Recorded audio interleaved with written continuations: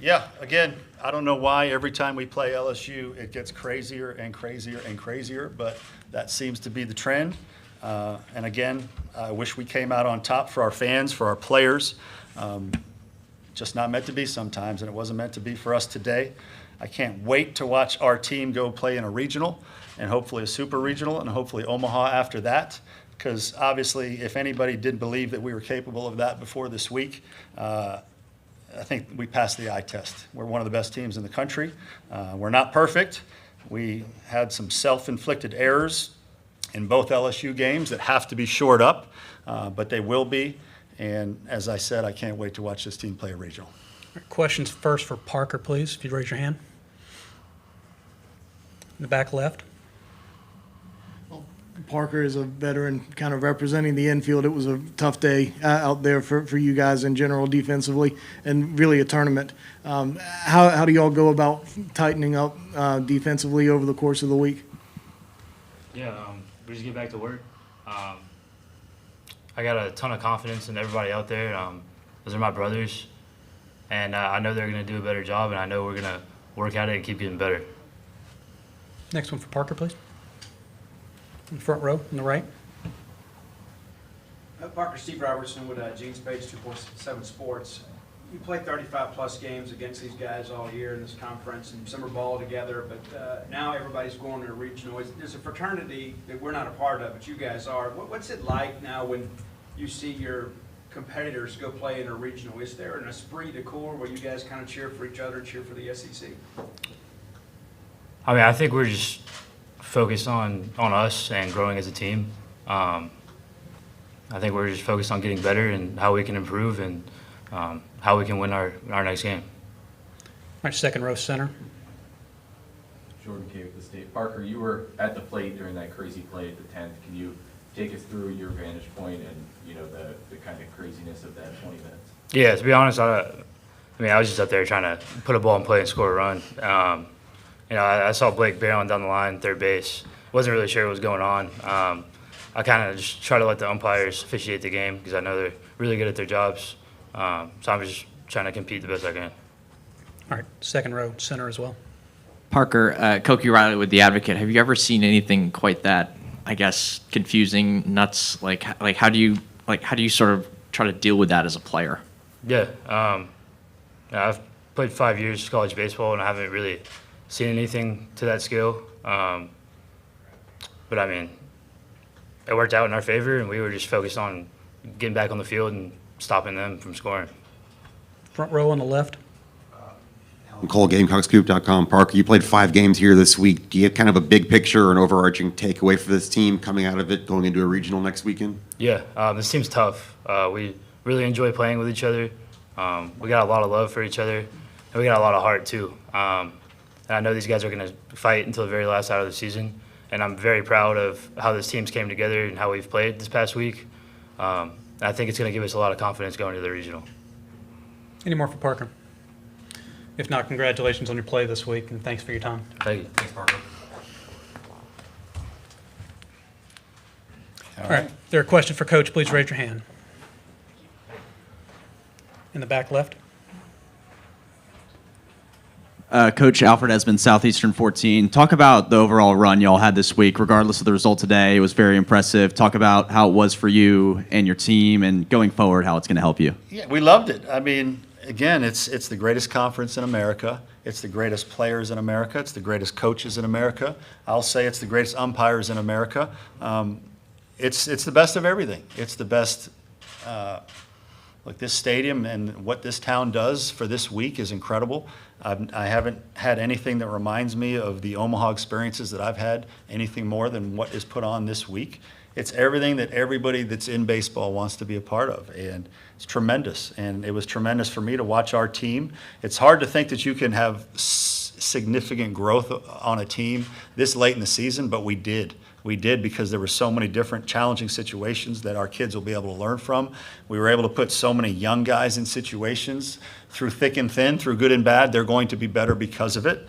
And it's the biggest stage they'll play on until they get to the big leagues. This is a very similar feel to Omaha, especially when you're the team playing LSU like that. That was hostile territory out there, and our kids will learn from it. And our kids aren't perfect. Nobody's team is perfect. These are 18 to 22, 23-year-olds. They're going to make mistakes. It's our job to help get them through it, learn the lesson, and be better because of it. So it's a tremendous week. Hard to think that it can get better until you get to Omaha. In the front row. Hey, Mark, Jack Ultra, GamecockCentral.com. Errors seem to really be a lingering issue this entire week, and Yeah. obviously today. Kind of a two-part question. What do you do this late in the season to kind of, I guess, work through that? And is that something you just kind of play through at this point? You know, we fielded 979 in 30 conference games this year. It was not a problem all year. You know, why it was a problem this week on this field, I don't know. We got to dig into it. Got to talk to our players, communicate a little bit, ask them as we get to a regional, is there anything we can do to help get you more ready? I don't think there is because you know, our guys prepare very well. Our guys are good. We feel a 979. That's pretty damn good all year. And for whatever reason, that type of defense didn't show up this week. And we'll do everything we can to get it better. Second row center. Coach, when did you guys first notice that something might have been awry with the way Griffith threw the ball to home plate? You know, it was crazy play, obviously. And I do want to say on the record, that was a very difficult situation for Derek Malika and that crew. And I think they did everything they could to try to get the call right. I think they did get the call right. And look, that's not a comfortable situation for umpires to be in. Nobody wants that. I know they don't want to be at the center of attention, but it was a crazy play. There was a very similar play recently that was, you know, kind of this almost not, maybe if not the identical play, very, very similar. I think we drew on watching that on television and having seen it already. And we just thought, hey, let's bring this up. Let's see what happens and see if we can get the interpretation in our favor. Second row on the right. Coach, I want to ask you about the depth of this league. You kind of mentioned it earlier, but we got 5 teams that are probably going to be hosts, national hosts, and we got 6 in Mississippi State on the verge. Coach, can you talk about the depth of this league? Well, depth. I mean, our depth has depth. Let me put it that way. You're watching pitchers today that have thrown very few innings, and you'll probably see the same thing tomorrow. You're watching pitchers that have thrown very few innings all year for these SEC teams that are 96, 97 miles an hour. You're like, wow, how is this guy not pitching? It's just because of the depth in this league. It's incredible. It really is, and it's not going anywhere. It's only going to get better and better. So all the clubs that invest and really do everything they can to try to make sure their programs are in a great place for growth, those are going to be the teams that continue to develop and keep up pace. I mean, that's what this thing's all about. So it's an incredible league. It really is. Like I said, players, coaches, umpires, fans. I mean, it's the best of the best. Front row left.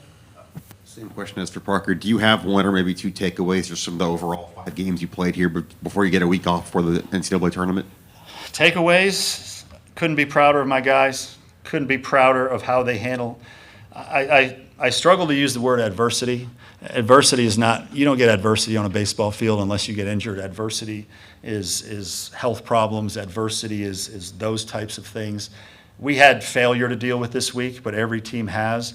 And I'm just so proud of our guys that they are trying to make sure that they learn from the failures, that they handle them properly, and they're better because of them. But my takeaway is that I'm glad the country got to see what we're all about, what we're capable of, the good and the bad. You know, we're not a perfect team. We have some warts that we need to try to cover up at times, but we know how to win, and we can beat anybody. I mean, we've shown that. We can beat anybody. So back to the question about the league, too, I'll just go ahead and say, in my opinion, every team in our league that gets to the regionals will have a chance to go to Omaha.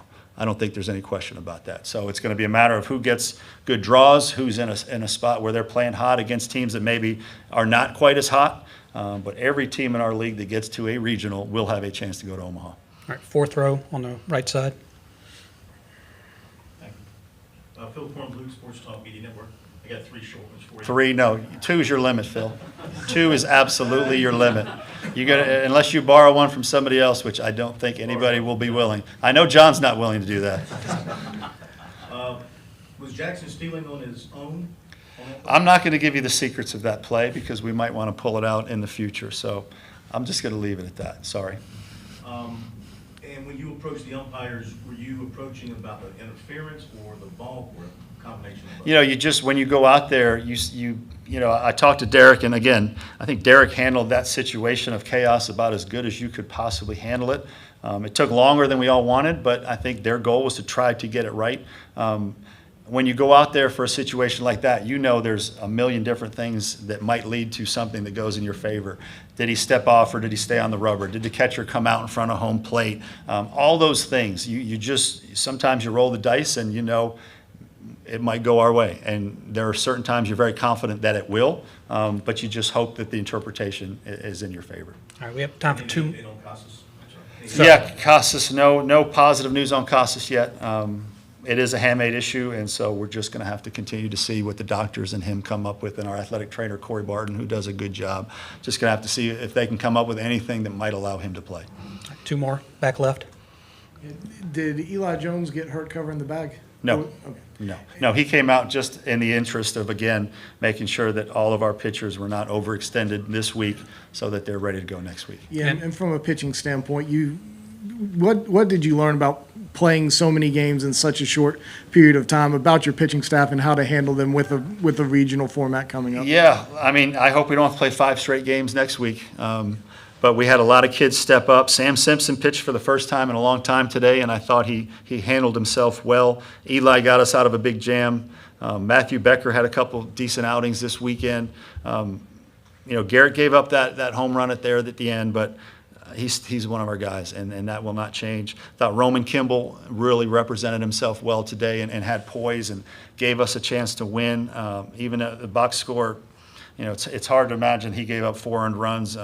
That's probably a topic for an official scorer and myself to talk about. But I thought Roman did a really nice job today and stepped up in a way that was great for him and great for us as we move into the future.